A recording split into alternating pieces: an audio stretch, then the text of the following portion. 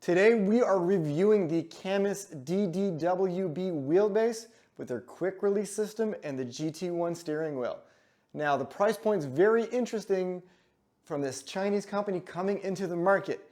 The big question at the end of this all, should you consider this wheelbase as an option versus Logitech, Thrustmaster, and Fanatec?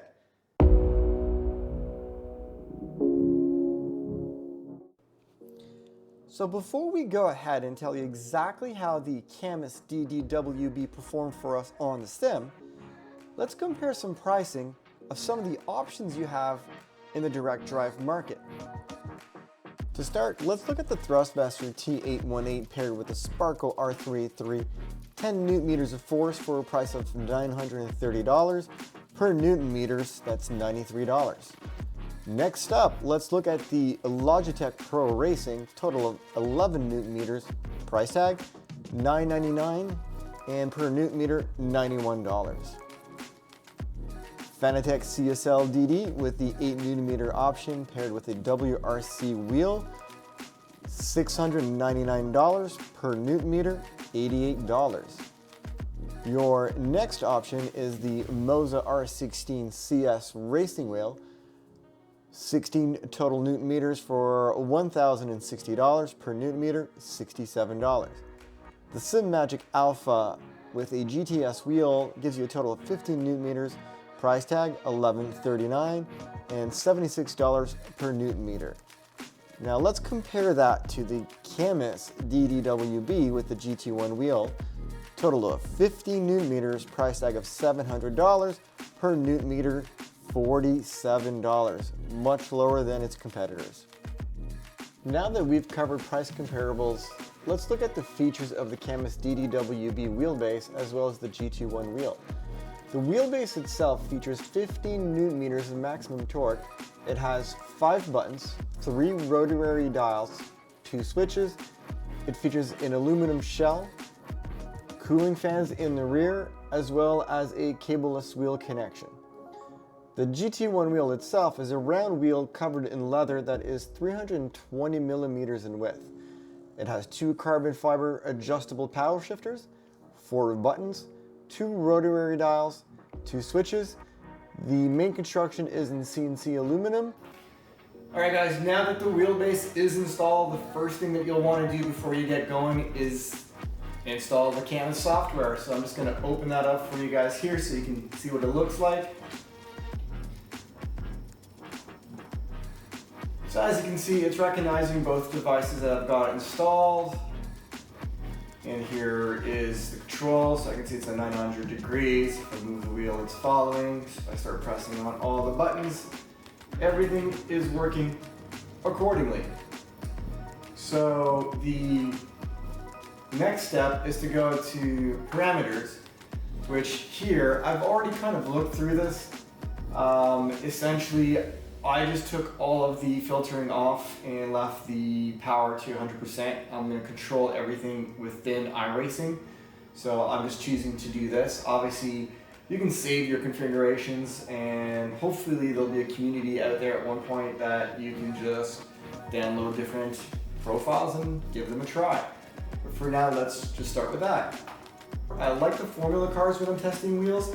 I find that the force feedback is a little bit more raw. Now, in terms of setting, what I've done is I've set the newton meters to 14 newton meters, just one below the 15, just trying to avoid clipping.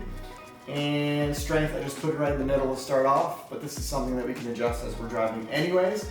And without further, let's just jump right into it. First, just coming out of the pits, this is feeling pretty good, guys. Overall force is good. I can feel the bumps of the track. Curbing's actually pretty good. See here, as I pick up speed and load, the wheel is getting heavier.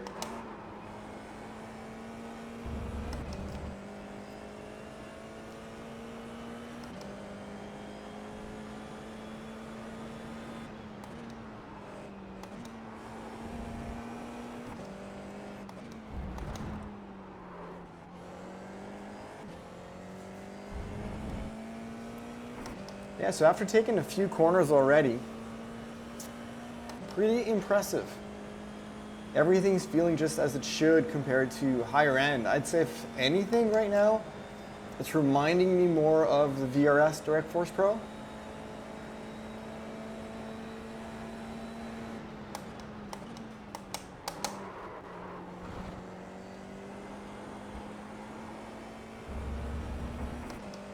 You can feel the curbs. It's a little faint compared to other options, like if you're going to a Simagic, either Sport or Pro. You can still feel them.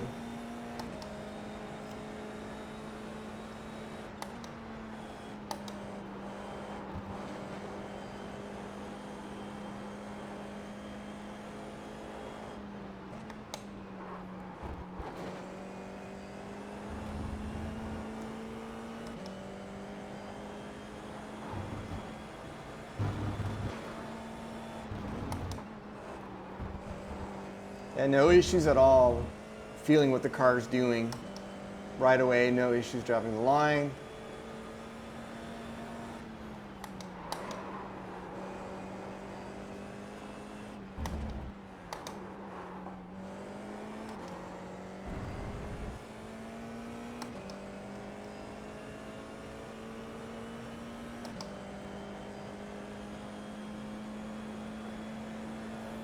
It's like if I'm doing this little S motion, initially there's not a lot of weight, but if I turn more and generate more load, you can really feel that wheel pick up the weight just like you would expect with a real car.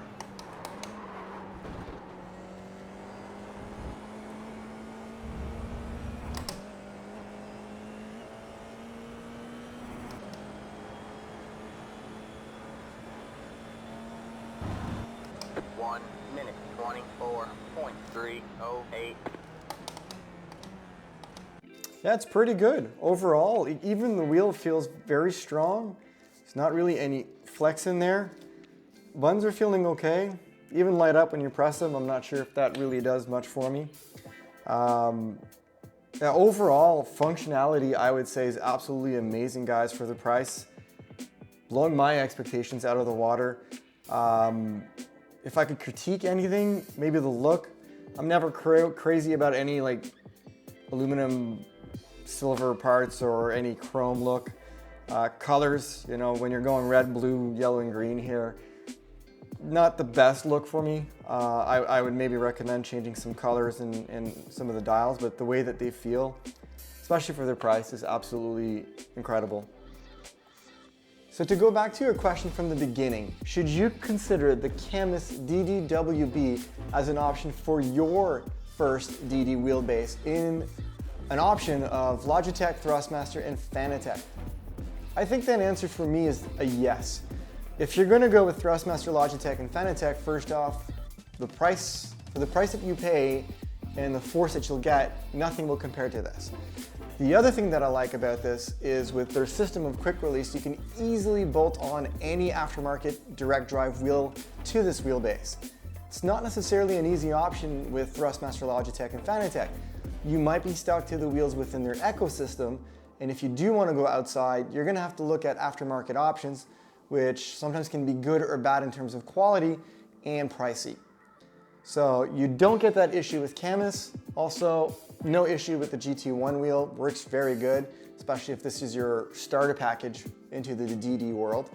And I mean, in terms of strength, you're gonna be good with this for a very, very long time. Most people might not even have to jump up to a higher product. But one thing to consider as well is if you're able to stretch your budget a little bit and go for that Simagic 2 Pro or Sport option, do that right from the beginning. Anytime you're gonna go for something a bit more entry or mid-level, you're always gonna be maybe desiring that little bit more. And you might as well just spend that more money right away if you can. But again, if it's not in the cards for you and you're on a budget, but you wanna try and get the best products possible, I think CAMMUS is it, guys. Try it out, and if you've tried it out, please leave us a comment below. And if you want to see more review of sim products, be sure to like and subscribe to our channel. So see you soon, guys. We'll have a review of the V&M pedals coming out very shortly after this review, which we're kind of excited about. All right, guys, catch you on the next one.